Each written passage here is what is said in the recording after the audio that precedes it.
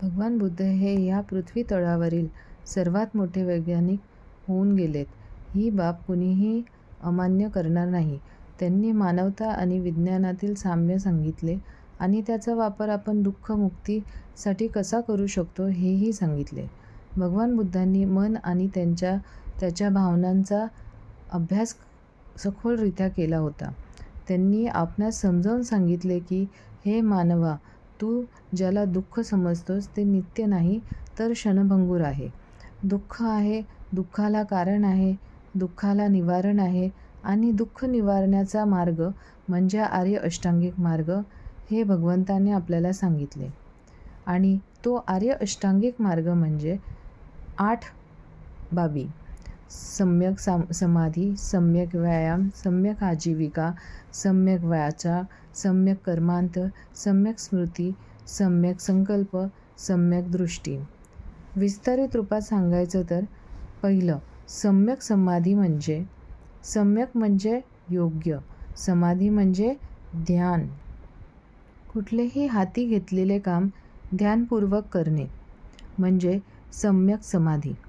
सम्यक व्यायाम, सम्यक व्यायाम म्हणजे योग्यरित्या शरीराची काळजी घेणे, त्याला योग्य आचार विचार आणि आहार देऊन सुदृढ ठेवणे. आपण आपली काळजी जितकी स्वतः घेऊ शकतो तितकी इतर कोणीही घेऊ शकत नाही. सम्यक आजीविका, आपली आजीविका ही योग्य असली पाहिजे. ती कोणालाही त्रास न देणारी, न फसवणारी असली पाहिजे, तर ती इतरांना उपयोगी पडणारी असावी. सम्यक वाचा, सम्यक वाचा म्हणजे योग्य प्रकारे बोलणे. आपले बोलणे हे इतरांना सुख देणारे असावे. बोलताना भान ठेवून बोलणे, कटू न बोलणे व वेळ प्रसंगी शांत राहून सम्यक वाचेचा आदर्श पाळणे. सम्यक कर्मांत, आपल्या मनात वाहत असलेल्या विचारांचा सातत्याने लक्ष ठेवणे. आपण आपले विचार सुंदर बनवू शकतो. वाईट विचार मनात उत्पन्न होताच तो छाटणे हे फार गरजेचे असते. मनात आंब्याचे बीज पेरणे व कडुलिंबाचे बीज उपटून टाकणे आणि नवीन बीज रोपण न करणे हे सम्यक कर्मांत आहे.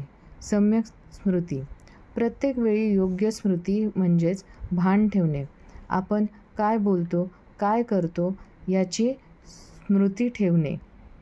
सम्यक संकल्प, योग्य संकल्प केल्यास आपण कुठलेही चांगले हाती घेतलेले काम पूर्णत्वास नेऊ शकतो. सम्यक दृष्टी, जीवनात घडत असलेली प्रत्येक गोष्ट योग्यरित्या बघणे म्हणजे मनातील समता कायम ठेवणे. ना राग, आसक्ती ना द्वेष, ही दृष्टीच कायम ठेवणे. भगवान बुद्धांनी आपल्याला संशोधनात्मक असा धम्म दिला आहे. हा मार्ग खूप अनमोल आहे. या मार्गाचा अवलंब करणारा नक्कीच दुःखमुक्त होईल. नमो बुद्धाय, नमो धम्माय. जय भीम, जय संविधान.